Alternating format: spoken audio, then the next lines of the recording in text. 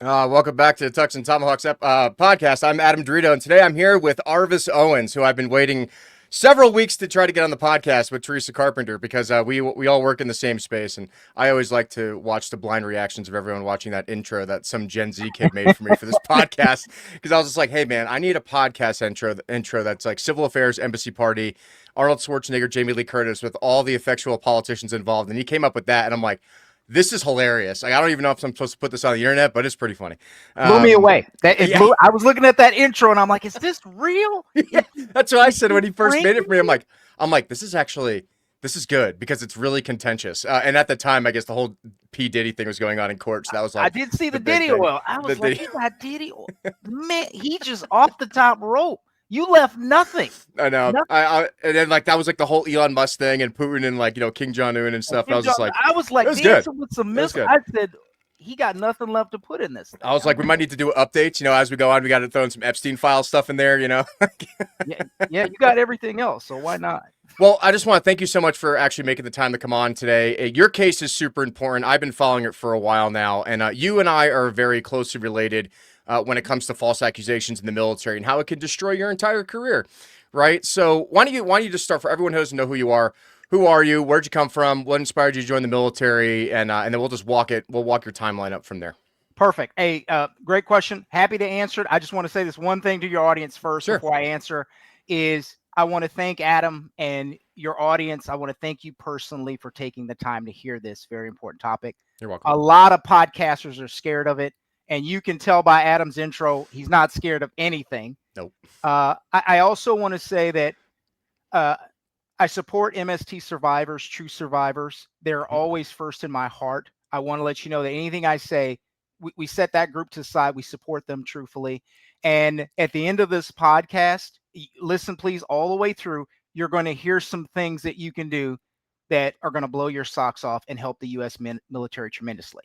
No, and just to caveat off that, not to use the military terms, but no, I completely agree. My entire mission for the last 15 years from the Air Force Academy is to support legitimate, actual MST survivors in the military. But as you and I both know, there are bad actors that abuse that system, and then that system is used to destroy people's careers.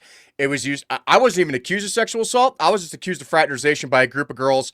And then one of them was fucking the senior NCO at the Air Force Academy who was married with 3 kids and was covering it up for several years. So in order to divert attention away from her, and the whole case is McMail versus USA, if you want to look it up, she got caught, but then she ended up commissioning, and then that guy got dishonorably discharged, which is crazy. Right? So these cases do happen. And the most recent episode I did with Joe Furnow from the Air Force Academy, who's there right now, he was accused of sexual assault and rape, and it was blatantly obvious through all of the evidence that he was not guilty. And they are currently right now trying to destroy this man's life. And I'm trying to work my channels in DC to help him out as well. And you're just one of those cases where it's lingered through the system for years. There's still no justice in your case, and you're not the only one I've talked to. And these are hard topics to talk about because this, and you know how this works. It's all politics. The second anyone hears, oh, this guy's a rapist or he's a pedophile, like they accused me of that in 10th District Court blatantly with no evidence. Right. But because we were involved in those investigations going after these people, the second those words get brought up in any type of document, the second somebody Googles your name and anything's attached with rape, blah, blah, blah, it doesn't even matter the context. The problem with Americans have the attention span of a squirrel, and they only believe the first 20, 30 seconds. And because they have this belief that it comes from assumed authority, right? Oh, it comes from a general. Oh, it came from the military. Oh, they can do no wrong. They're gods. No, absolutely not. Absolutely not. And a lot of these people, especially the people you and I have dealt with over the last almost 2 decades now, they're blatant criminals. And I think we're seeing a change in the administration, better or worse, where at least some people are starting to be held accountable and removed from their positions. And I hope that with this podcast and everything else that we try to do to advocate for your case is that you're going to get some more traction under this administration to try to get some justice with what happened to you. So not to delay it, but Arvis, let's start from the beginning and tell me everything and how you got there. So Arvis Owens, originally from a place called Beaumont, Texas. It's about 85 miles east of Houston, about 22 miles west of the Louisiana border. Joined NJROTC in high school, and that really fostered my desire to go to the United States Naval Academy and become a naval officer. I was accepted. I graduated with the class of 1995. Long story short, I became a supply officer, which is logistics. rose through the ranks, was doing really well, made 05. I had a coworker falsely accuse me of sexual assault. I went to court martial. I testified in my own on my own behalf, and my first attorney again said, "Hey, why would you do this?" And I said, "Because it's her word against mine, and I believe she has to hear from me." And that first attorney explained, "Look, the burden of proof." And I said, "Not in this environment, not in this political environment with the pressure on people." I testified in my own behalf. I was facing 30 years in prison. They found me guilty of one of the 7 charges of sex assault. And then during sentencing, when my accuser said an inconsistent statement, you or I, Adam, we call that a lie. But in court, you have to say an inconsistent statement is what they make you say. Yes. Is they asked to revote the guilty verdict for sex assault, the one of the 7. And the judge is like, "What?" They said, "Hey, we want to revote it." And so my lawyer immediately asked for a mistrial. She said no. And so they let me go. They gave me a dishonorable dismissal for officers, and I was forced to register 0 time in jail, 0 time in prison. But the judge was saying, the panel asked, they said, "Well, she made an inconsistent statement." The judges, she's been doing that the whole trial. But that last one during sentencing was the straw that broke the camel's back. So the prosecuting attorney is like, "Well, you could have asked that question during the merits." My lawyer said, "We did, but she answered this way," right? And then she answered that way during sentencing. Convenient. So, exactly. So, long story short, I walk out that night. They walk out in front of me very quickly, by the way. And then there's something called convening authorities action. So at that time, a convening authority could overturn a case, and then that power was stripped from them.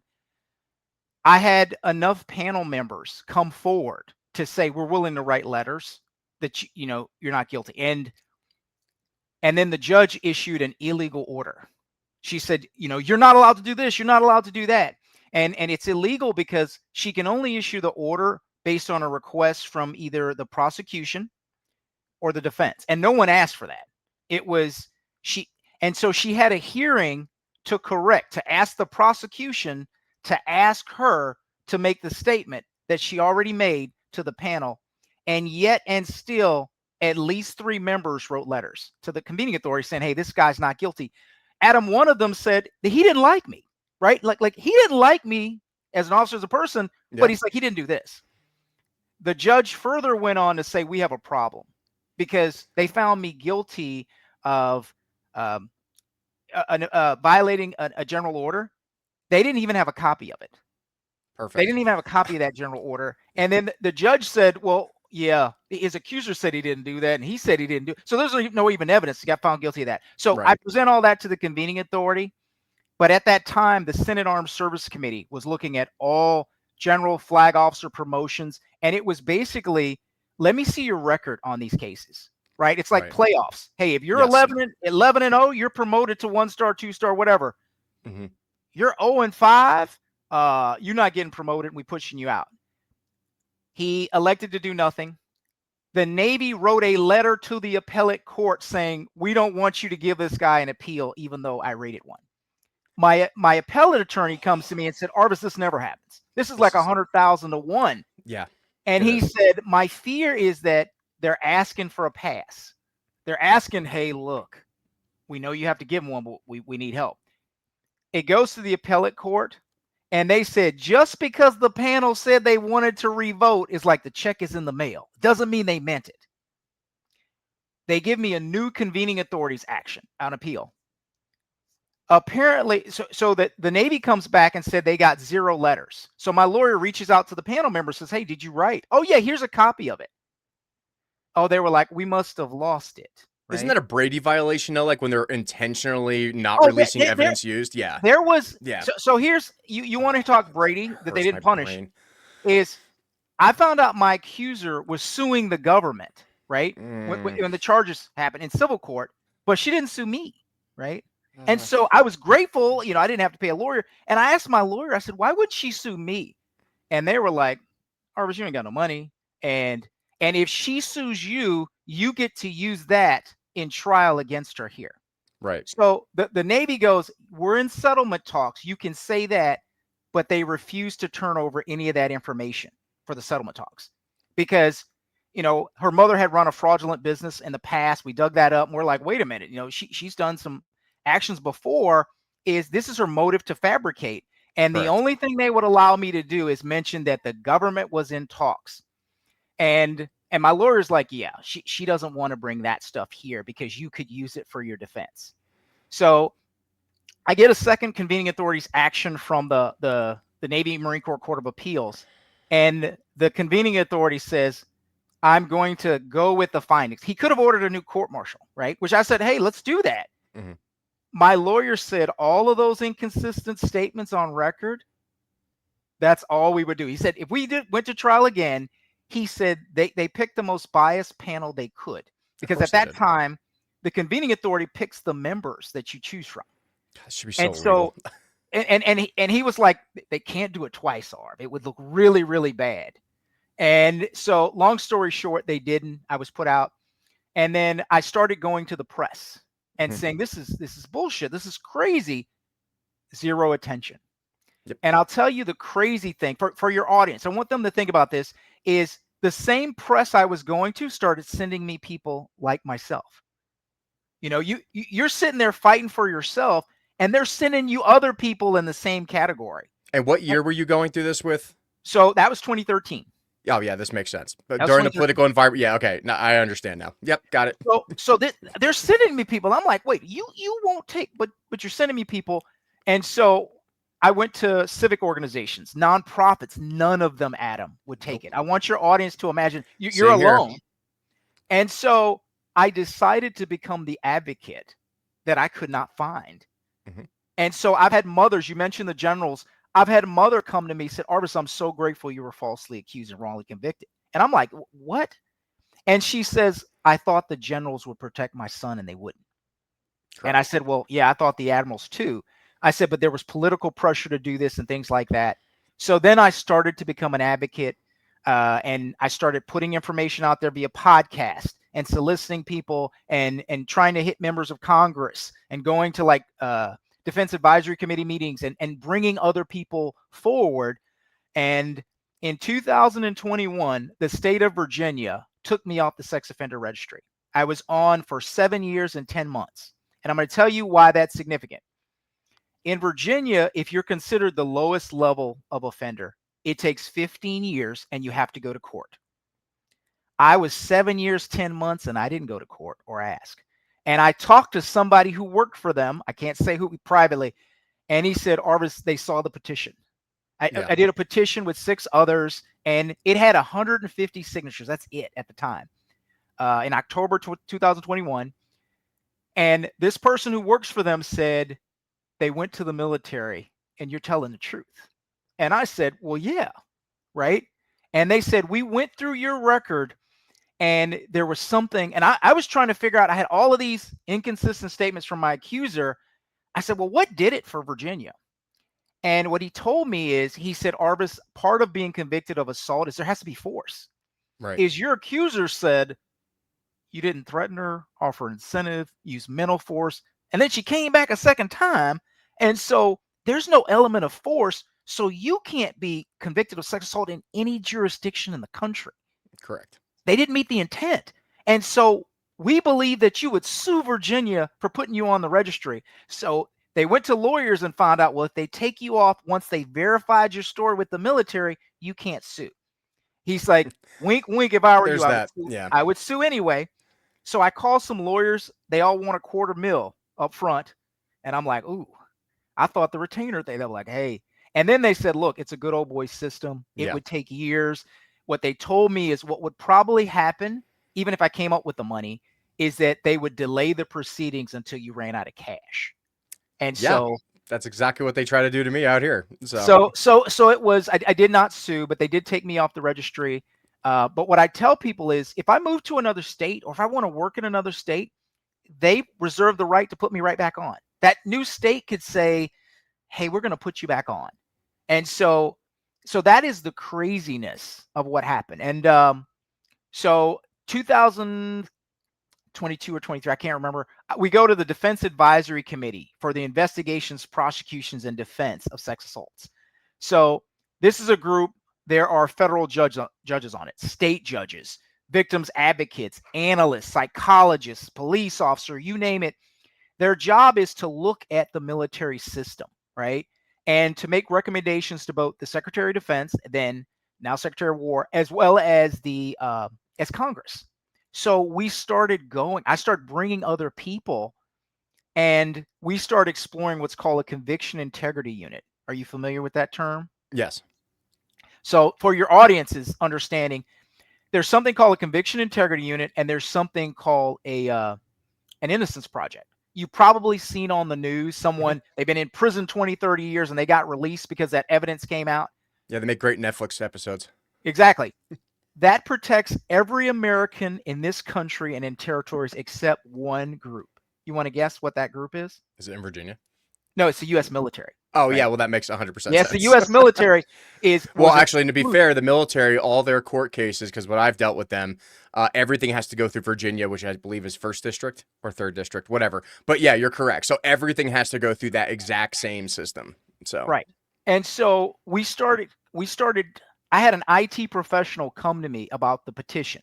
And he said, Arvis, somebody's spending about $1 million to suppress your petition on change.org. correct. You know who that is? Yep. And I said, I don't know, but I have a guess. And he says, if you give me $500,000, I could stop them. And so the guy's first name's David.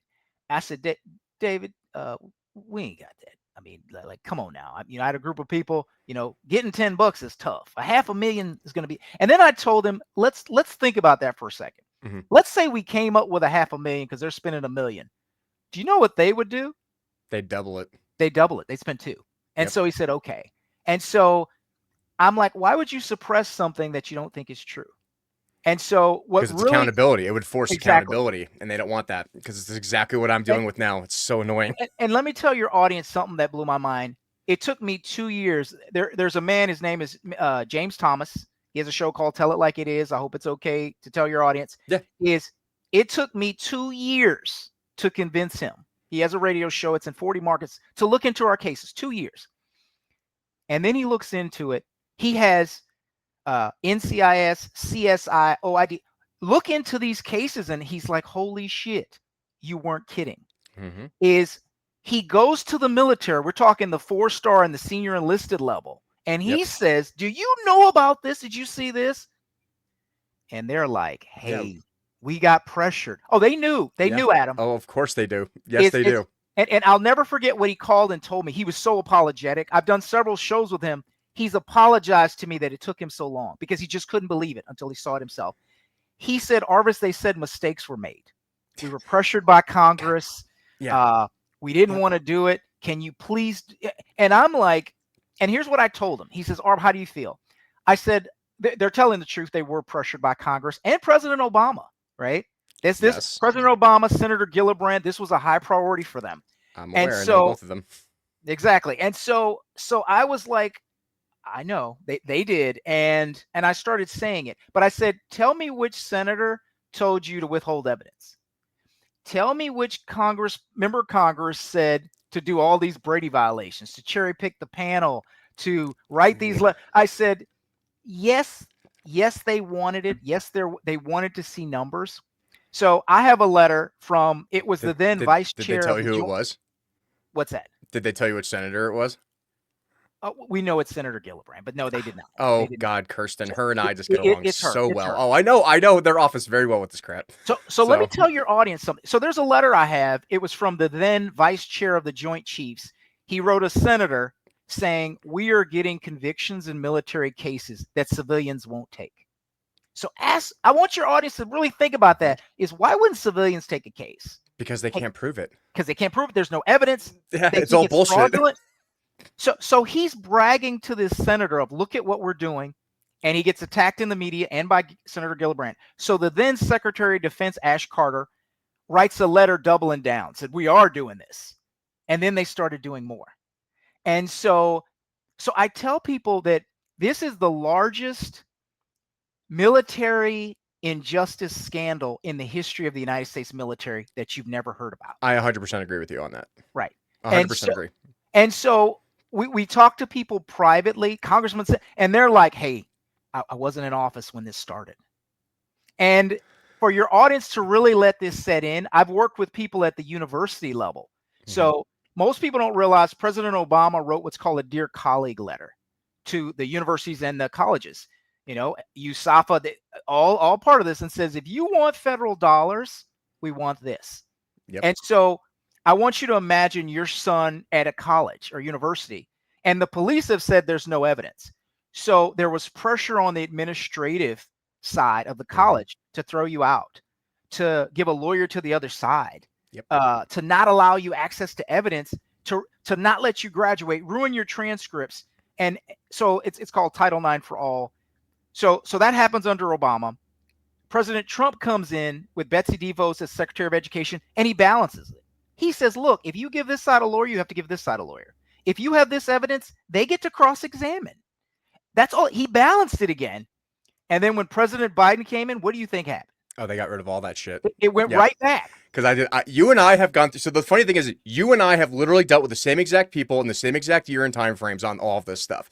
Because, and I will agree with you. So like they illegally discharged me 30 days after graduation from USAFA in 2010. And then I had to appeal back to the Obama administration. Oh, and guess who's the first senator I had to go deal with? Senator Kirsten Gillibrand, right? Then I go, because she was on the news, oh, I'm going to change rape and sexual assault in the military, but that was her baby, right? So it has to be perfect. There can't be any holes in it. And then she starts getting, I didn't even know about you at the time, but apparently we were both going to her office at the same time, right? Like, this is what's going on. And they're like, oh, we can't put this in there because then it makes it look like the military justice system is actually broken and I'm not providing justice to the system as a senator, right? Because that politically, they're not going to get the donations and everything else. And then you look at who sits on the board of visitors for the Air Force Academy and the Naval Academy and all of these people, right? And then you look at all their donations and they're cross-donating to these senators and congressmen through the Air Force Academy Athletic Corporation and the equivalent on the Navy side, right? And you're like, oh, so they're back funneling all this money. And I don't know if you saw this as well, but what I found in my case was that they were falsifying mental health records of all of the members that were reporting sexual assault or vice versa in order to make an illegitimate claim towards them. So if you were making a legitimate sexual assault claim, or in my case, when you were saying this is all bullshit and being made up, well, you have schizophrenia or whatever, so we can't believe anything that you say, even though you were an undercover informant for OSI and we're investigating these cases, right? And then it's on you to provide the burden of proof through hundreds of thousands of dollars of legal fees in order to rationalize that you're not crazy and this should be taken off your record. So that's the trend that I've seen through these cases, is that people who do have legitimate claims, whether it's for justice or injustice, they mess with your medical records in order to invalidate anything that you're saying against the panels or the Air Force Board of Corrections and Military Records, Navy Board of Corrections and Military Records, Army Board of Corrections and Military Records, right? But then you look at who sits on the Board of Corrections and Military Records. Oh, wait, half of them are Academy grads who are never going to go against their own institution, right? So you're right. It's this good old boys club where everything is connected and it's all incestuous, honestly. But you're right. If you actually start going and make these direct, not threats is a bad word, but actually showing up to their office and going like, this is what's going on. And I have the receipts, right? And this is the part where you and I are dealing with now, is that you can have all the receipts. The problem is there's this perception in the American mindset that the military can do no wrong, that these generals they would never do any of this stuff. They're the Pattons and General Eisenhowers of modern day, which is not true. Look at the withdrawal of Afghanistan, right? And they just are so embedded into the system. And not only that, you look at you probably dealt with the same court district judges that I did, right? They're all appointed by the Obama administration or the Biden administration, right? And there's this incentive for them not to further these cases in order to adjudicate them properly. And what they've done with me, and I just got a letter back from them again last week saying, yeah, we understand all your claims are correct and everything you're saying is right, but now it's, you ran out of time. And I'm like, what do you mean I ran out of time? It's been 15 years because of you. I would have resolved this in 6 weeks, but you guys don't respond for years. And then I send you another reply, and then you respond for years again. And then it's like, all right, well, you ran out of time. It's like, but that's because of you. And then they put it all back on you like it's your problem, even though you've been suffered the injustice. You were proven innocent. All the evidence is in your favor. All the people that accused you of XYZ have also been proven as liars through other court cases, or in your case, like fraud investigations, right? And even then they say, and at the end of the day, we're still not going to give you full justice because it's going to make us look bad. So 2 points I'm going to add to that, Adam, for your audience is, look, we realize this is hard to comprehend. We do. So I will tell you, we had an Illinois law review come to us because they wrote an article after looking at the military justice system for these cases and said justice is no longer blind in the military. You can find that online, right? So they came to us after a podcast and says, look, we agree. This is egregious. Here's another thing. We had true survivors as well as agents coming to us because when these false accusers were filing VA claims, they did so with zero evidence. And they weren't allowed to question. Nope. So I make the parallel. They get that full disability too, which is nuts. It's disability fraud. Exactly. So I use my neighbor as an example. He's a Vietnam veteran. He was in tanks. I'm talking the 1960s. He got denied because he didn't have enough proof.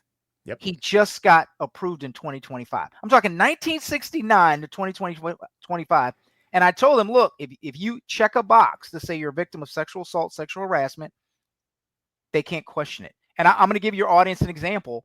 I have someone who was on the physical examination board who saw some of the podcast and came, and they gave me an example of a service person who was getting out who claimed they were raped in a location.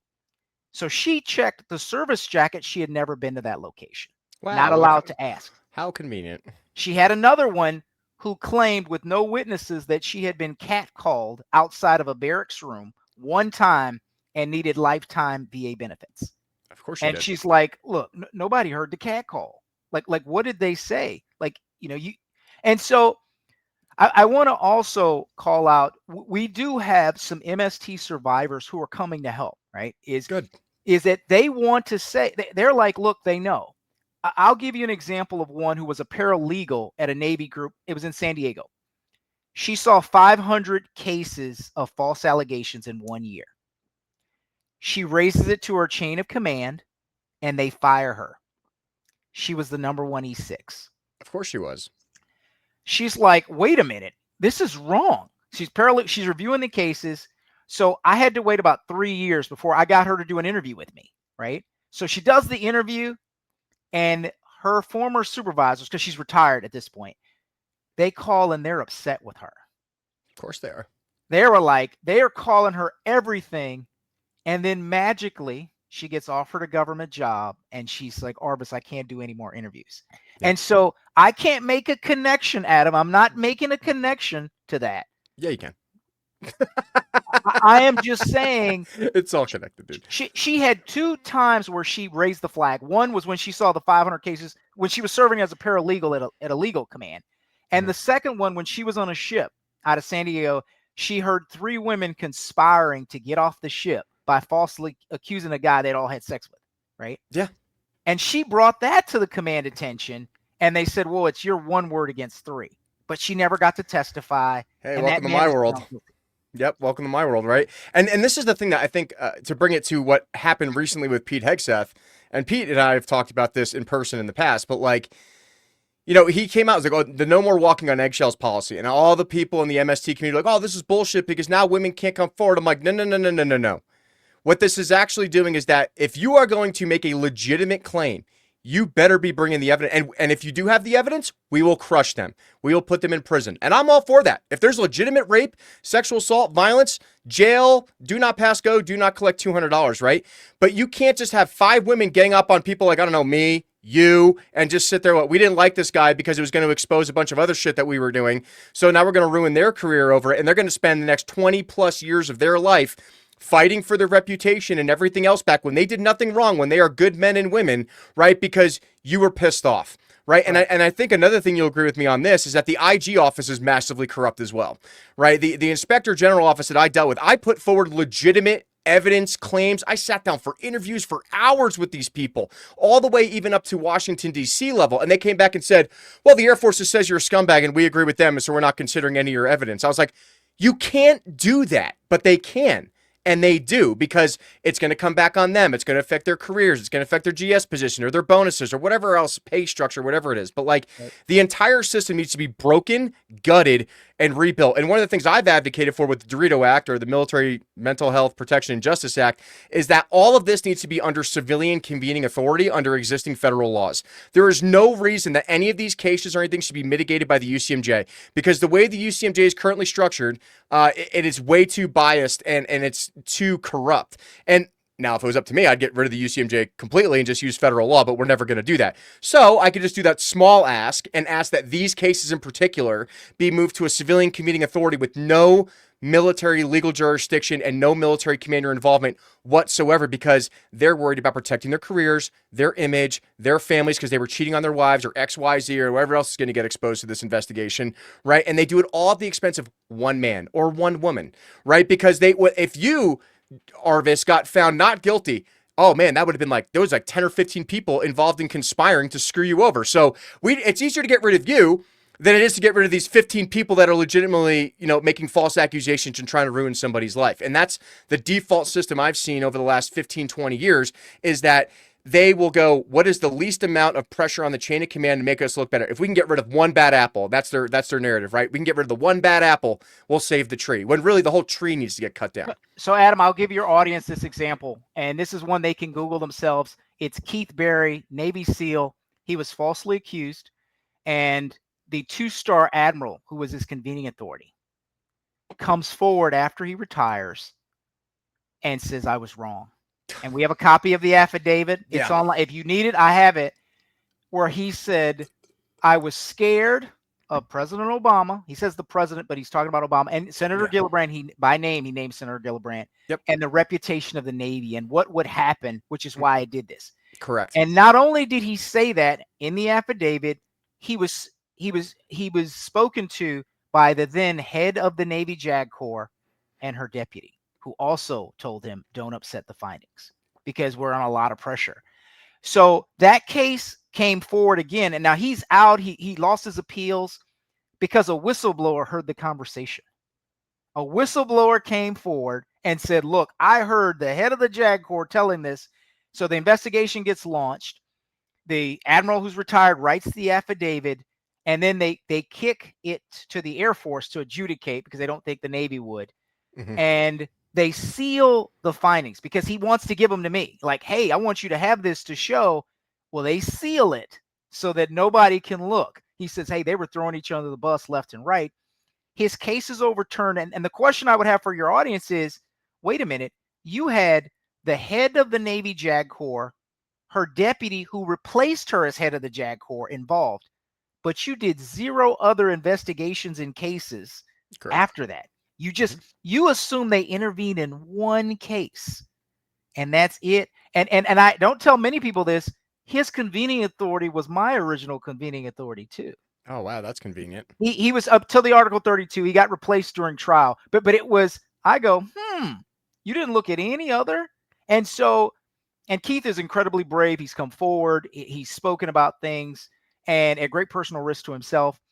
And so when you tell people at the level this went to, and you'll appreciate this, I got an Air Force story. We have a guy, he was falsely accused by his then ex-wife. She went to 2 different police precincts who said no. Now, when did this start? So he finds out she's having an affair. She's a civilian. He's active. He's a major in the Air Force.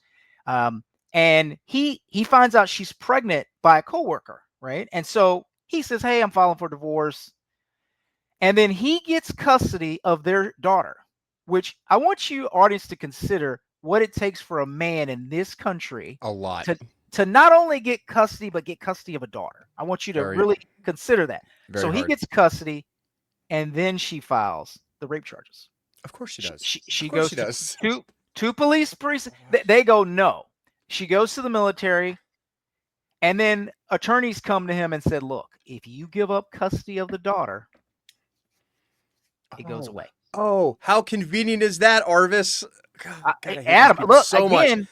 Who plays you in the movie they make about all this stuff? That's what I would ask. I always said it was Brad Pitt, because obviously I'm a little bit. He got to grow the stash, though. You got to put the stash to make it complete. So here's what happens. He goes, no. He takes it to court. He gets found guilty, gets sentenced to prison, but his mom is smart. She calls his ex-wife, then his ex-wife's lover, and he admits that he got $10,000 and that he lied in military court. Of course So they did. here's another fun fact for your audience. The military doesn't have jurisdiction over civilians. So even if you know they committed perjury, so she sends the tape forward and they do a a hearing. They do a hearing. He gets on the stand and he says it wasn't 10,000, it was 100,000. That was in installments. Oh Right? my God. I'm not saying he was trying to avoid IRS scrutiny by doing the $10,000 chunks, but he got $100,000 and he lied in court. So what the Air Force judge says, I don't have the authority to overturn your case. So here's the question for your audience. Why would you have a hearing to hear evidence when you could do nothing about it? To say that they did something. That's my answer. It's, hey, we did all that we could, bro. But hey, it's like Pontius Pilate when they're crucifying Jesus, right? I washed my hands of this man's death. I'm not involved. If you guys want to go crucify him, I did my set. I did everything that I could, right? When this is the problem, is that we have a lack of moral and ethical actors in the military and the justice system involved in these systems, and they refuse to do the right thing. And this carries over to Congress because this is like the biggest fight. Like, I got in a massive fight with Lauren Boebert again this week because they are purposely undermining justice in cases or laws or anything else in order to benefit themselves. And I am done with it. I mean, like I said, I have known Kirsten Gillibrand's office for years. I have given them the benefit of the doubt to do the right thing. It's been 12 years since I've worked with their office. I met with them a couple weeks ago, right? And I sat there like, oh yeah, we're gonna get this done, right? And it's just like, at what point are you actually going to do something? Because there are tens of thousands of service members suffering because of these systems. And it's people like you that are speaking out and putting it out there. You know, I put myself out there. I get trashed on the internet all the time. And I sat there and just went, hey, it's the man in the arena, like Theodore Roosevelt said. I don't really care what you say about me. I have a clearance. I'm still an Army officer. I'm still doing the things. I don't care. I don't care if you don't like me, but I'm always going to do the right and moral, ethical thing. And that's why sometimes my chain of command can't stand me, because I'm still going to call them out on their bullshit. I'm like, what are you going to do? Kick me out again? You know? Adam, it's so much worse, but I want to connect to what you just said and connect it back to your case. It was one, I love man in the arena. I use it myself. I had to memorize it at the Naval Academy. I love that. And it's why I fight the way I do. Yeah. So in this man's case, he goes to his congressperson who does the right thing, orders an investigation. What do you mean you can't do anything? And then they change the story. The Air Force says, well, the judge could have overturned the case. And this is after he shows, no, he could have. He says, but he used his discretion not to. So at first he couldn't, and then round two, well, he used his discretion. So then he files federally in court, and I think it may have been the Fourth Circuit is the one locally here where he played. He filed, and they said, well, you submitted it too late. So I thought about your case when you were breaking it down, where they kept changing and moving the goalpost, because that's exactly what happened in that case. They have to. And it's wait a minute, why would you have a hearing if it was submitted too late? And they go, don't ask us hard questions.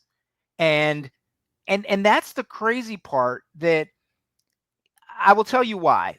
I call it the 4 R's: reputation, recruiting, resources, and retention. The 4 R's. Anytime you upset one or more of the 4 R's, and this touches all of them, they will cut you off. I ask the American public, I ask your audiences, how would you ever trust the military again? If I want you to pretend that you know with 100% certainty all that we're saying is true, and more. It's much, much more than we can even get in one podcast. Mm-hmm. It's, how would you feel about your son or daughter joining the military? So if they were to admit and says, hey, yeah, we did this, much, much worse. We have men who kill themselves, all kind of crazy stuff. Would you trust them again with your child? So that's the recruiting and retention part. And then they would never get that reputation back. So they cannot admit and say, hey, we did this, right?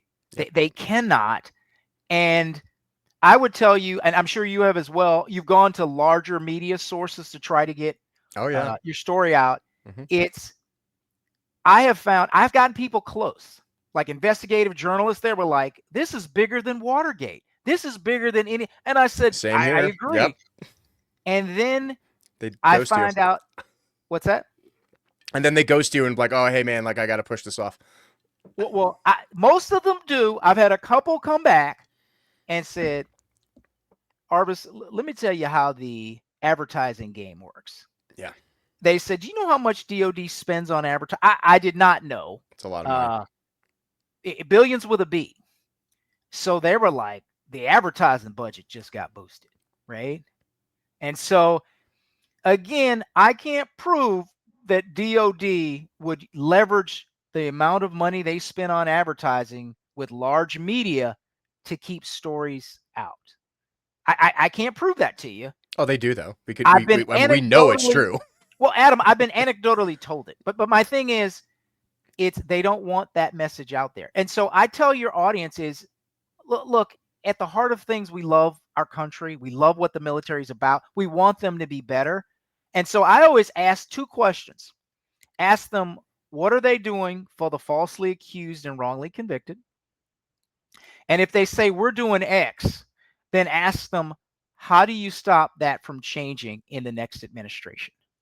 So you have to use laws. Look, we love the executive orders. We love the policy changes, but the other side that did this used laws to change things. And they use so many laws that, just like you said, I believe sexual assaults and domestic violence should be completely civilian run, like taking them out of the military immediately. I believe in that. The MST survivors we work 100%. With, they believe in that. And it will remove the politics from it. Yes. And you need an independent party to look at these laws and look at these cases to say, oh my God, like you have twisted the system to allow this. And I'll share another anecdote with the law. So this was in the last NDAA that President Biden signed that started January 2025.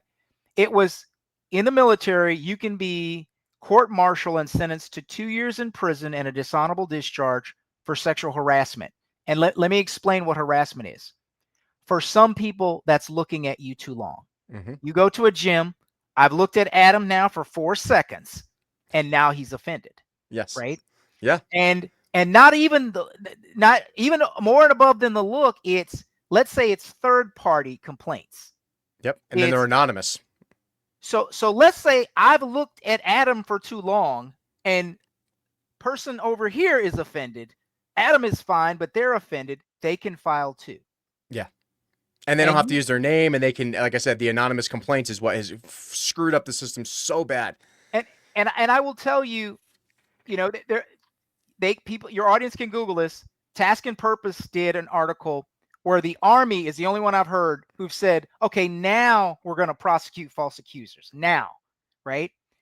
What about the ones in the past? When are you going to make this right? And I use this metaphor, Adam. I said, what if somebody burned down thousands of houses? They thought there were rats in there. There were some rats, but to kill the rats, they burned the whole house with the family in it. And then one day they go, hey, we're not going to burn any more houses down. We might destroy your car, but we're not going to burn any houses down. What do you do for those thousands that you've burned the house down already? Exactly. Right? 100%. And so 100%. So you have the Army. It's a Task and Purpose article where they have said now in we're going to go after false accusers, right? Going forward. But what about Air Force, Navy, Marines, and Coast Guard? Okay. Yeah. You've heard, hey, we're not going to flag. If you're flagged, we're going to let you transfer and do these other things. Okay. Now, what about all the others who've been impacted by this? Hey, no more walking on eggshells. What about the people who the eggshells broke on already? Are we going to do anything? And again, I tell people, look, it's okay if you don't believe Adam or I. It's I understand completely. Is I want you to have the VA answer, hey, were you told that you couldn't investigate these claims of sex assault or sexual harassment even when your system or your investigators triggered fraud, right? A false accusation. Is see what they say, right? And see if that changed. Hey, when did that change? How long did that run for? And start there. And when you start seeing all of those cases, then you back it up to people like Adam and I and says, okay, they made false accusations and got paid with no evidence. What about the people's lives they destroyed in that process? Yeah, no, I agree. And this is something I fight with. This is actually one of the reasons why strategically not that I work in psychological operations or civil affairs, but I have purposely put every horrible thing I've ever did in my life, like since I was a child, all the way on the internet. I've told I'm publishing my book here in October on Halloween of my entire autobiography about my life and my case and how I got to where I am today. And I sat there and went, I got nothing to hide, dude. Like, yeah, I've done some dumb stuff as a teenager when I was 19 years old, but I've never done anything criminal. I've never been arrested. I've never been convicted of anything, right? And at the end of the day, like, I'm like, what you got? If this is what you want to use against me to not implore justice for our system, because I've talked to thousands of service members over the last 15 years of starting this advocacy work, right? And what's heartbreaking to me is, this is why I love talking to people like you, because you're just 100% transparent and honest about your situation. And that's what I demand. And don't get me wrong, I've had some people come up to me and they can't be transparent and honest about it because they're a false accuser and they're trying to get clout. And I cut them off immediately. Like, do you remember that Marine girl who claimed that she was being kicked out of the Marine Corps unjustifiably for a COVID vaccine because she was Catholic? Do you remember that? How it went super viral in the media? Vaguely, yeah. Yeah, well, I come to find out that she was just saying that she was getting kicked out of the Marine Corps for refusing the vaccine mandate because she was a Catholic. Come to find out that she was like breaking into her commander's office, falsifying documents, like doing a whole bunch of like actually illegal things. And that's why the Marine Corps was kicking her out, because she was forging her commander's signature on orders in the S1, right? Like you didn't mention that though. Like, you're trying to make this narrative about yourself that you were unjustifiably removed from the military for refusing the COVID-19 vaccine because you're Catholic, but you forgot to list out that you actually were committing criminal fraud acts on behalf of the Marine Corps, right? So, but it's and the thing is like, all right, give me your evidence. When you start diving into it and you start reading all those documents, like, the truth will expose itself, right? Like, I've read up on your case in its entirety, and I'm like, yeah, there's nothing here I have any qualms with bringing you on the podcast with, right? Just like I tell people, I'm like, dude, if you don't believe me, I've posted everything, including my background check, on my website. Go read it. I don't care. It's all on the internet. Like, I have nothing to hide, right? And we are the ones that are demanding change. We are the ones that are going to the news and going to the military and going to Congress. And to be honest, Arvis, this is what it requires. We can talk on these podcasts for 1,000 hours. You know what's going to change? Fucking nothing. You know what it is going to change, though, is when you and I are walking down the halls of Congress and we're demanding that these lawmakers actually institute changes in the UCMJ and the NDAA to make sure that what happened to us never happens to anyone ever again. And the biggest issue, I've been trying to pass a Dorito Act for 7 years now. The biggest issue they have with it is because, like, well, you're pulling authority away from commanders and putting it into civilian courts, and then you actually want accountability for officers. I'm like, yeah. They're like, you want to be able to prosecute officers, NCOs, and DOD civilians for falsifying medical records, for making false allegations. I sat there and went, correct, because if you did that in the civilian world under HIPAA, you go to jail. You can sue for medical malpractice. And like I said, it's a small change, right? The mental health records falsification for reporting misconduct or sexual assault or rape, right?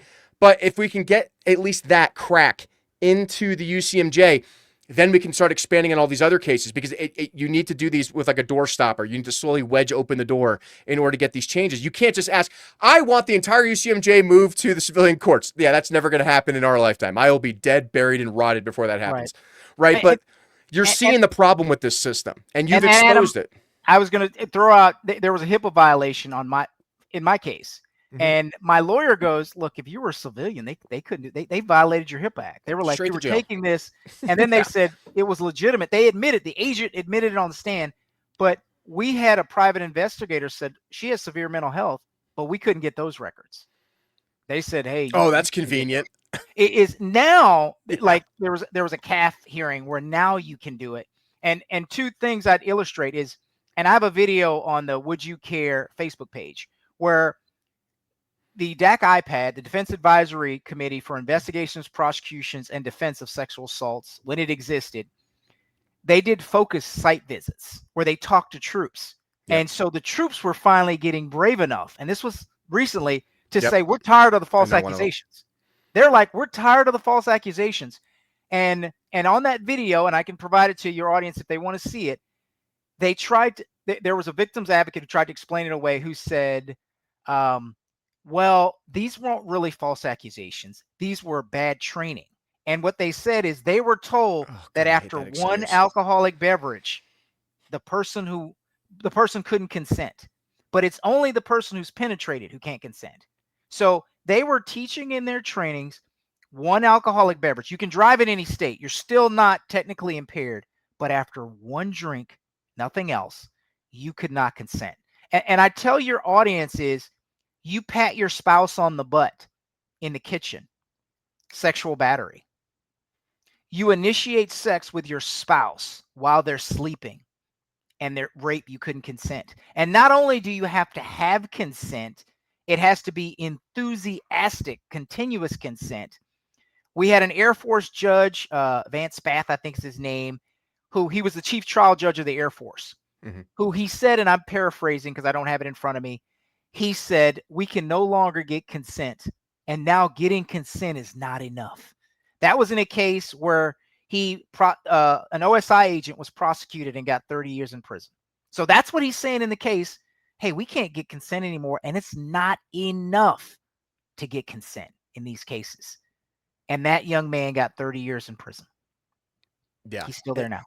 And this is the problem I have with the UCMJ versus federal law, right? Is like, I understand the UCMJ exists for good reasons. Like, hey, you show up to PT late, you know, you damage some government property, right? It's kind of like union rules for the military, basically, because I can't charge a private for showing up late or showing up drunk to PT formation, you know, but I can give him 15 days extra duty or take some of his pay or make him do some extra push-ups or whatever, right? I understand that.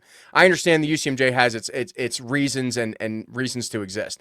But when you're getting into something that's going to affect the rest of somebody's life, right? And there are already laws that have been massively, you know, investigated and, you know, reiterated and gone through by actual professional civilian attorneys.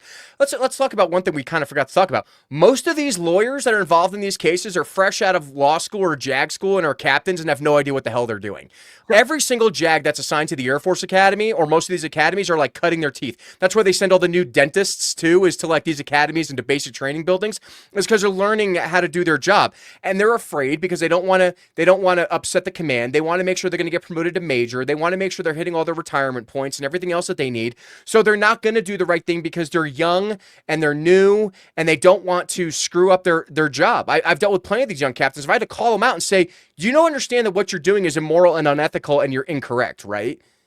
You can't do these things, but they do it because they're afraid. So let me add something to that. So most people don't know that the military has something called the Office of Special Trial Counsel for these cases. And they have more experience, more resources.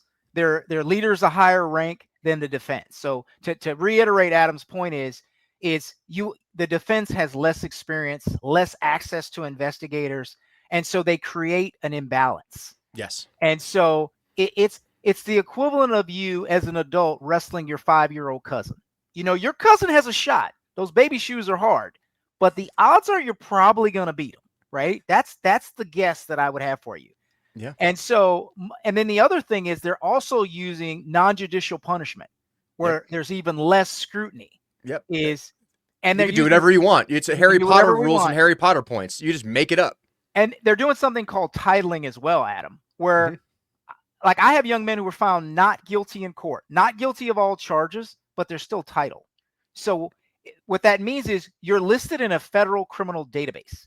So if you went to law enforcement, work with children, want to buy a weapon, you want to sponsor a spouse who's a foreign national, you can't do any of that. You can't get clearances. They will title you even though you were found not guilty in court. So I had a young man from New York. He applied to 64 jobs. He was in the military. He got accused. Fortunately, he was able to get not guilty on all his charges. He's honorably discharged, goes to college, applies to 64 jobs. He can't get an interview. His father comes to me, Arvis, what's going on here? We look, oh, he's titled. And he says, wait a minute, how can he be titled if he wasn't found guilty? I said, most people don't understand this, but in the civilian world, you don't get titled until you get found guilty in court. In the military, it's when they start an investigation on you. Yep. So even if you never went to court, we've had people who got titled anyway. And how is that fair? You know what I mean? Like, how is that fair? Like, we are defenders of the Constitution against all enemies, foreign and domestic, and yada, yada, yada, and I raise my right hand. But we're not entitled to our own constitutional rights that we swear to give our lives for. It's wild to me. So that's what I tell parents is I tell them your son because most of these are men. I've only had one woman who was falsely accused. It was domestic violence by her ex. We got all the charges were dropped. And let me also say that I tell you, none of the people I represent are angels, right? I'm not saying, No. look, they've done stuff. They didn't do that. So I'm going to use the young man, the cadet that you mentioned that was on Stories of Service. I watched that episode, by the way. I thought it was brilliant. Thank you. And I went to you're welcome. I went to the comments because I was curious, and I saw all these people mentioning frat and stuff like that.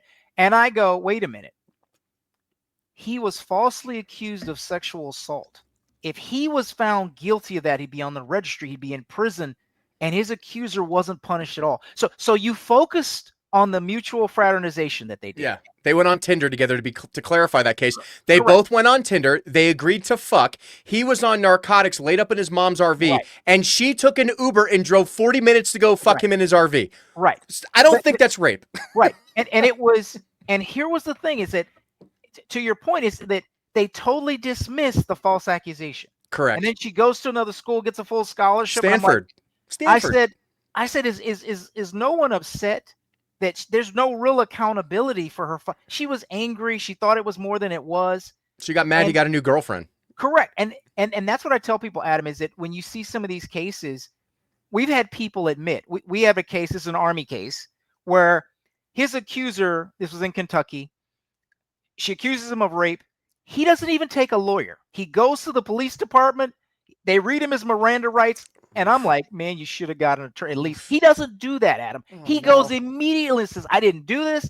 He gives a statement. Civilian police bring her in and get her on video saying it was consensual, but she was about to be kicked out for a PT failure. So once you're a victim, Adam, people don't understand all is forgiven. You smoke crack, forgiven. Yep. You were late, forgiven. Look, it's all forgiven. Should have smoked crack. Should have smoked crack. So here's what happens. Here's what happens. So the police, after getting her confession on video, and they had an Army CID agent present to witness it, they drop all the charges. He's living his life back at his unit. 1 year later, the Army refiles the same charges against him for the military court. Oh my God. He goes to an attorney who was a former Air Force JAG, by the way, who tells him, he looks at his case, looks at the video, and said, this is easy peasy lemon squeezy, or worse to that effect. Hey, I won't charge you if you get found guilty, because he sees the evidence. Well, then guess what the Army does? You're not allowed to use the video, and the CID agent who was present for the confession is not allowed to testify. Yeah, that was like me. So when I was doing all my OSI interviews, they, besides my handwritten statement that they pre-wrote for me and just had me write the word yes on it. Did you commit fraternization? They wrote that down for me. And then they just had me, if you write yes, we'll agree to let you get late grad and you can graduate and go to the Marine Corps. I'm like, okay. Like, whatever, it's 30 days extra duty. And that ruined my life. And they pre-wrote the confession for me. And then magically, when I FOIA requested this stuff of them, I said, so where's the video? Where's the video? Where's the agents? Oh, not only that, both agents were discharged from the Air Force. One got, and before they were, one of them got sent to Kazakhstan on an OSI assignment to get as far away from the Air Force Academy as possible. The other agent ended up becoming a state trooper in Alaska, and then they blocked me on all social media when I tried contacting them when I was going through court. And then on top of that, the entire OSI detachment got disbanded from the Air Force Academy when my story went public.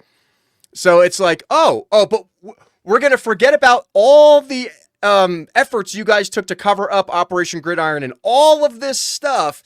And it's still my fucking problem 15 years later, and I'm still the bad guy. Like, okay. Amazing that you mentioned false confessions, too, because we have men in prison. People don't realize this.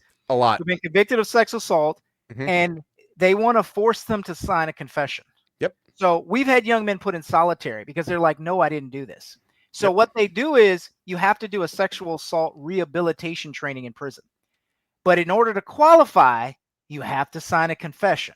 So think about it. You've gone to court. You've been found guilty. You're like, I didn't do it. They're like, no, you have to sign this confession saying you do it. You did it. So you get training.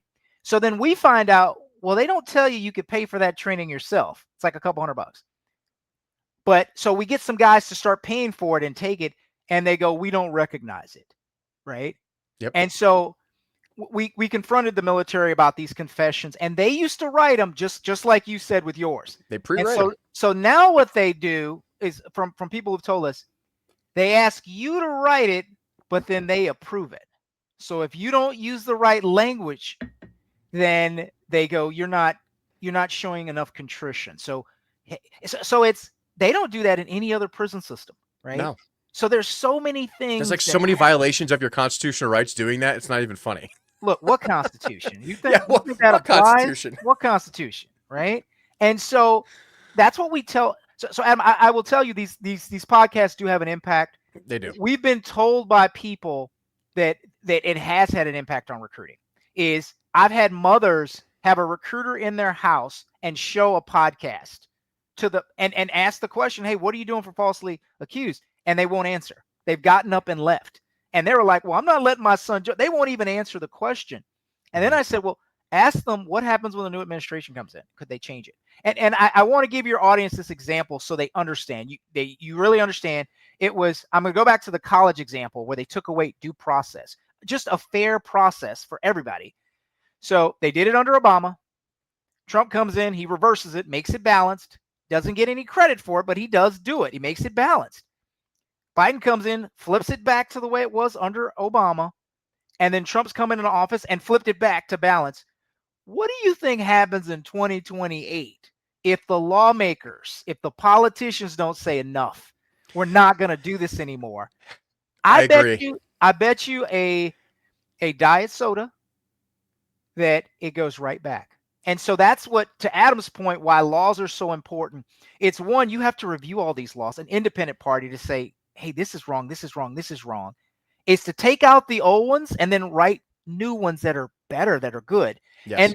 And I would say, you're right, talking about taking cases, I would start with sexual assault and domestic violence because they've been so bastardized. Yeah, and it's the most easiest logical one, in my opinion, to transfer out. Right. And Adam, I will tell you, even the MST survivors come to me and says, hey, we agree. We don't want them to have this. They'll get more justice in the civilian system. You know what I mean? The only cadets at the Air Force Academy I've ever seen serve prison were the ones convicted by Boulder County and El Paso County Sheriff's Office. That's it. The rest of them got off with it. All of them. Gotcha. And so tons of pressure. And like I said, the evidence is there. I tell people, look, if you don't believe, that's fine. Let's go to the VA. Let's look. So you were allowed to claim sexual assault, sexual harassment with zero evidence, and they weren't allowed to investigate, even when their system triggered fraud. And we know this, Adam, because I've had MST survivors tell me. I've had current investigators tell me, but they're scared of losing their job.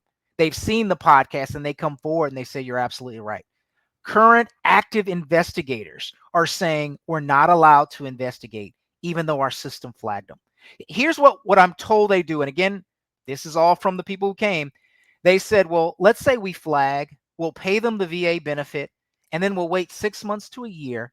And then what we do is we'll ask for further justification. And then if they submit a fraudulent document, we'll come after them for fraud. But we won't for filing a sexual assault allegation. It was a gentleman's agreement, that their wording, between us and the services.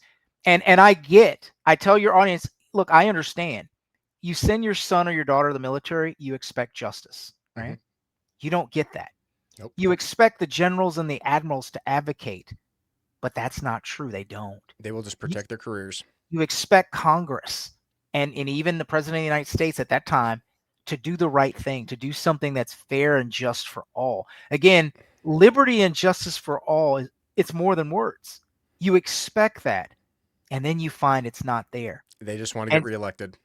And then you ask why more military people don't come forward. They're scared. They are 100% scared. And I would tell you, look what happened to us, Arvis. You people want to edit? You guys want to fight this shit for 20 years and spend like half your life savings? I don't think so. Adam, I won't mention his name, but there is a military podcaster with over 1 million followers who was falsely accused that we helped. And his case was dropped. Everything was clear. He is deathly afraid to come forward. Yeah. He thinks his audience will abandon him and a whole bunch of other things. He is deathly afraid. And he was surprised that it happened to him. He was like, wait a minute. Like, and that's what I tell parents is, nobody thinks it'll happen to them or their kid. Yep. It's, well, RBC only dates one person. What happens if they get mad, right? Mhm. And I go, and again, you think, well, I do believe the current administration, I have a strong belief that they will take this seriously and right some of these wrongs. The challenge will be if you don't do it via the laws, removing the bad ones, replacing them with good ones, that the next administration, it'll happen again. And I'll tell your audience I why agree. I think that party did it, right? This is just the world according to Arvis, is I believe that there was a party that wanted to focus on women's reproductive rights Mhm. and believe all women. So Yep. I don't know if you remember the hashtag defund the Me too. police and Yeah, believe me all too. women. Yep. So it's part of me too.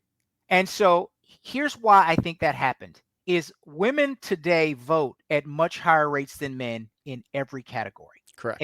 Except one I heard. It's if you have a 4-year degree, it's equal. But outside of that, women vote at much higher rates than men. So someone, probably a political strategist, came to a party and says, look, we can really win a lot of elections if we push the believe women narrative.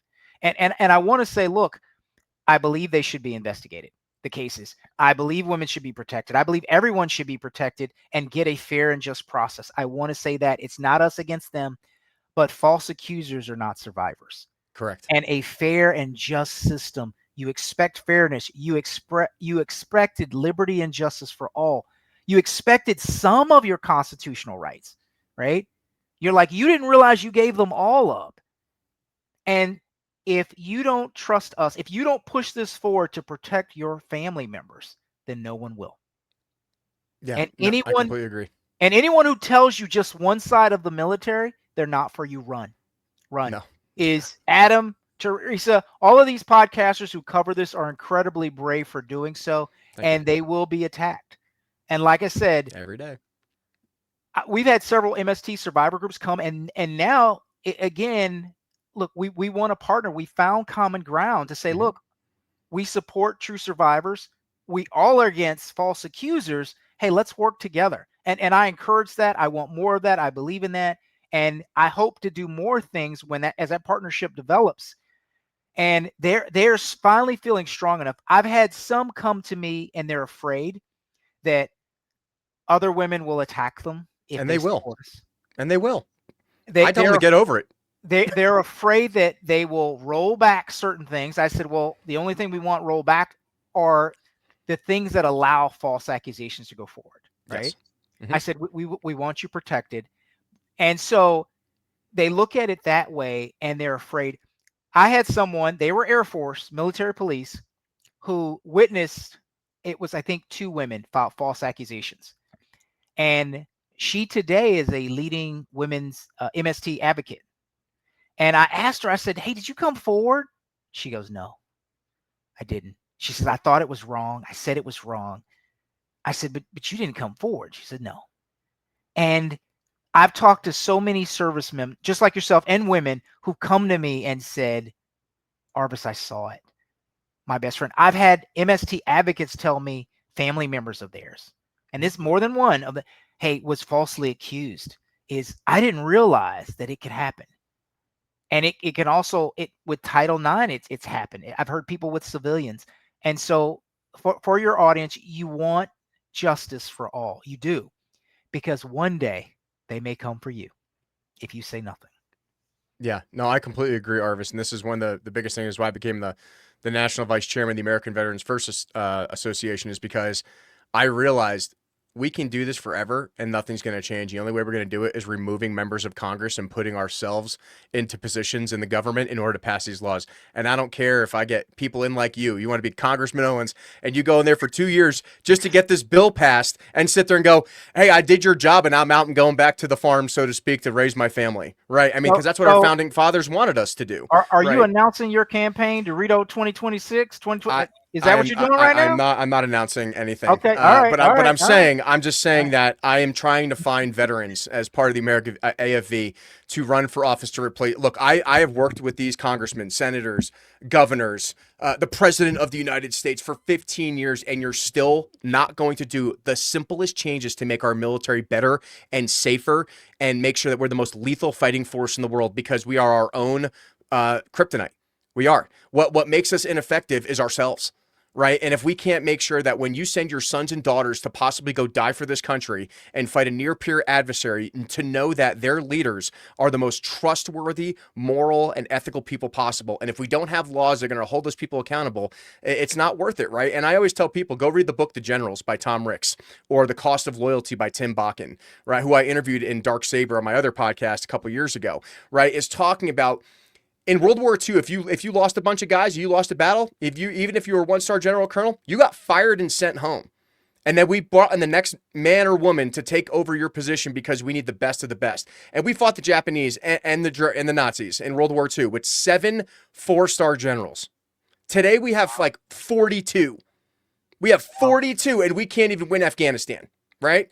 So it just shows that this system has become so gluttonous and rife with corruption, right? Is that it's hard. Like, look, I could probably go to every single military unit and say, who are the best officers and NCOs you got? Who are the worst? And what we do is we just get rid of the bad ones collectively and promote all those people up, because those are the people that are entrusted to lead that unit, right? And Adam, I was gonna, not to interrupt, I was gonna tell you and your audience what they can do to help. The first thing is share this video to everyone you know. Mm-hmm. The second is ask those 2 questions. Hey, what are you doing for the falsely accused and wrongly convicted? And what are you doing so that it doesn't change when the next administration comes in? And you can ask your congressmen and senators about this.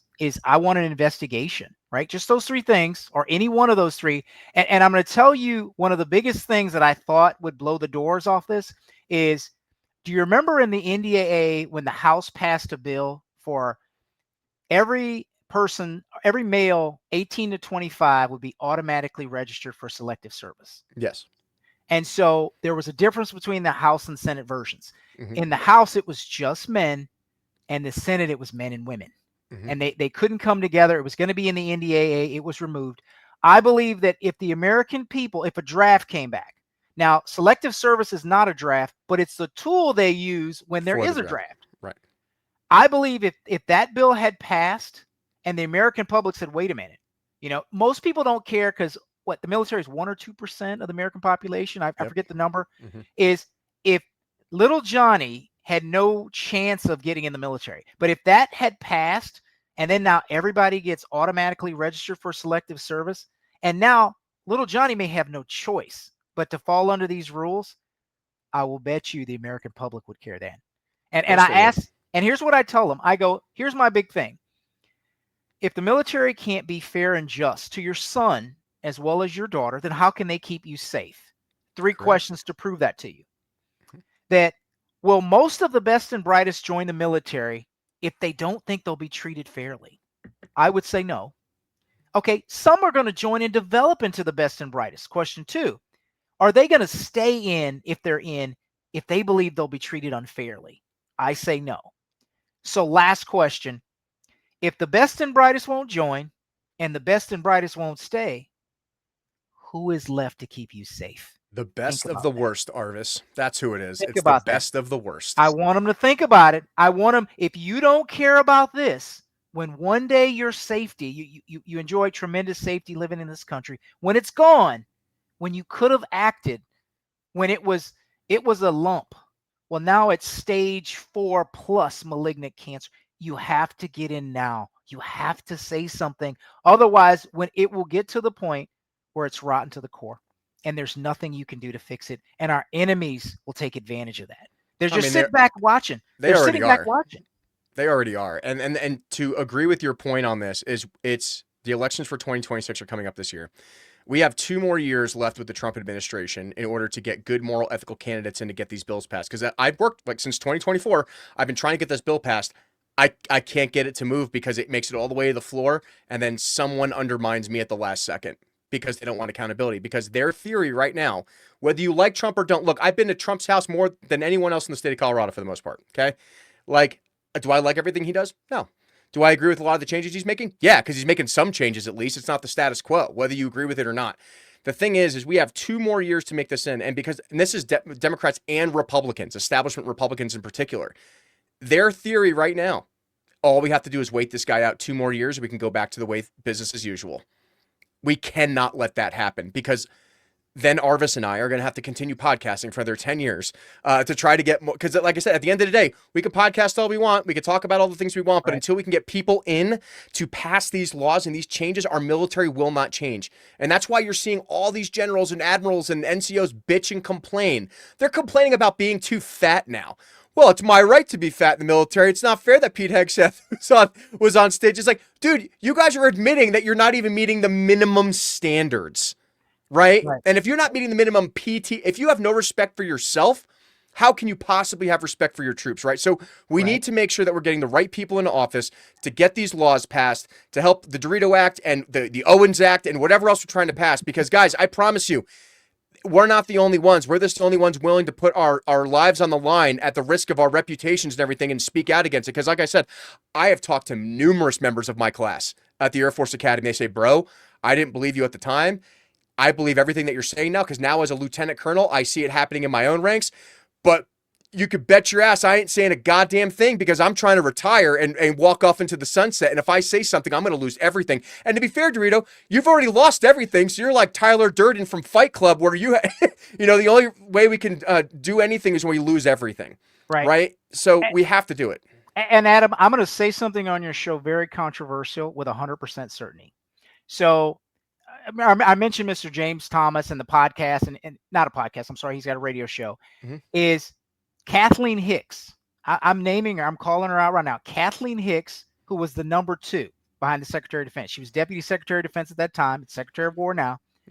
Is she saw some of the shows that I did with James. And she agreed to look into false allegations, to do an investigation, and to publicly release the report. So she called him on the phone. He's willing to say it. She supposedly did the investigation. And then she ghosted us, right? Yeah. And then we never saw the report. So you're talking the number 2. So let me walk this up for your audience. So think about this. You hear from the number 2 at that time, DOD, now it's DOW, who said, look, let me look into this. And if we were lying, if Adam and I were, they would come back, look, we looked at this report and this is, they ghost. So that's the number 2. Yeah. So we have to believe that if the number 2 in DOD at that time heard it, she told her boss, Secretary of Defense Austin. Yep. And then if she told Secretary of Defense Austin, did he tell the President Biden or the Biden administration, right? So it went all the way there and nothing was done. And there's a reason for that, right? There's a reason. Right. Think about it, people. There's a reason for that, is that they're afraid of people like Arvis and I. Because if we actually get these changes, we can actually make these moral, and we're not asking for look, at the end of the day, I'm not even asking for money.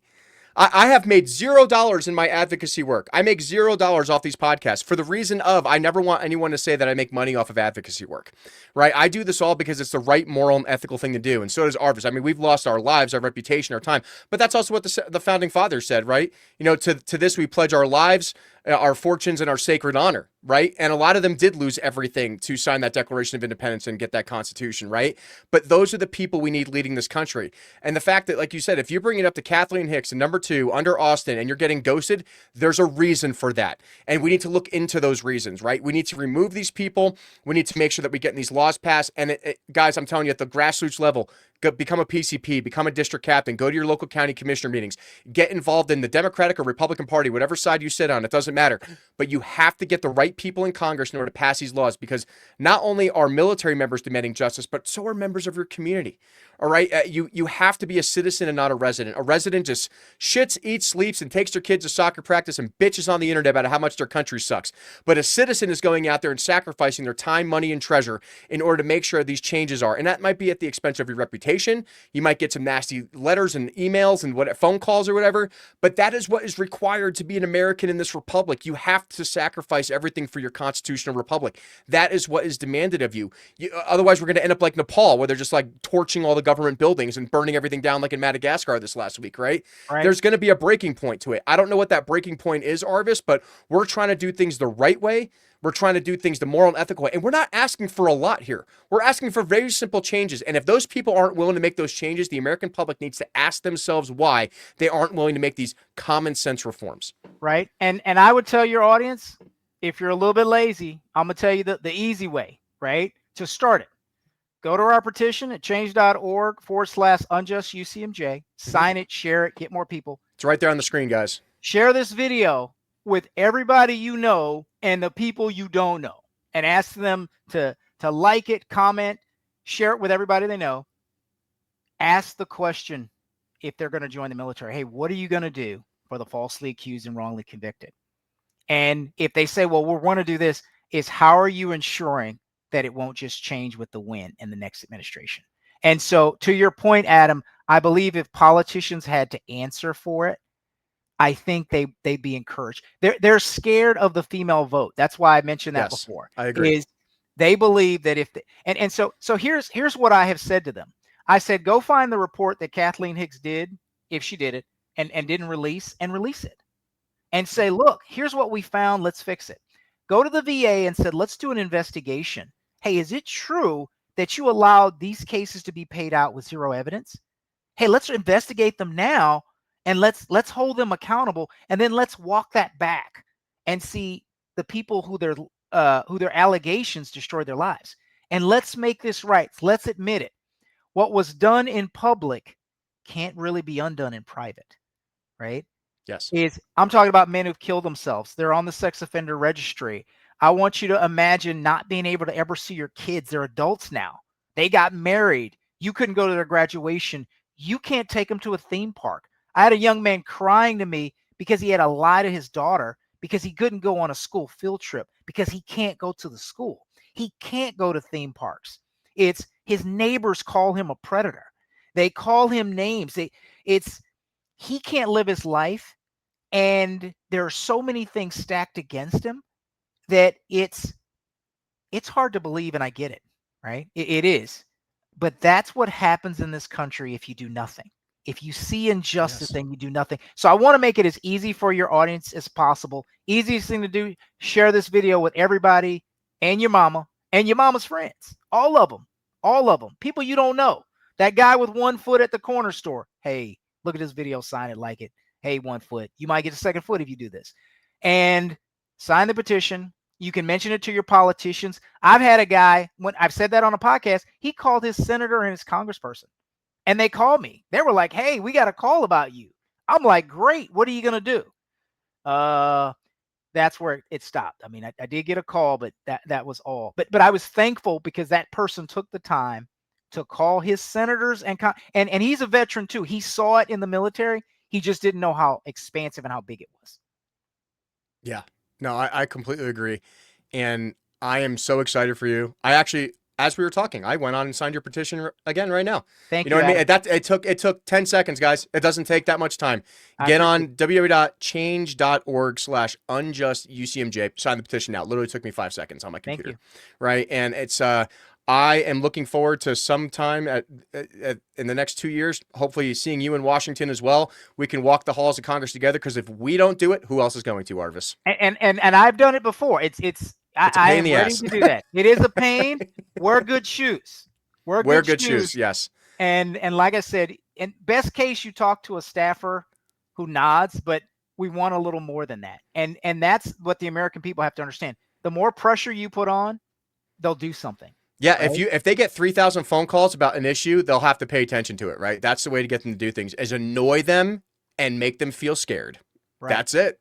Run for office against them. I mean that one too. Or find a way to get them primaried, because that'll really make them pee in their pants too. But that's what I do. So, Arvis, thank you so much for coming on the show today, and hang out for a minute while we close the show out. But guys, you can follow me on adam.dorito2010 on Instagram. That's my biggest platform. Follow me on X, Adam Dorito. This show, even though it's live right now, and you actually got a bunch of people watching your show right now, which is great. We're going to repost it again on Monday like we do every Monday. So we will see you guys next time, and stay safe out there. Thank you, Adam.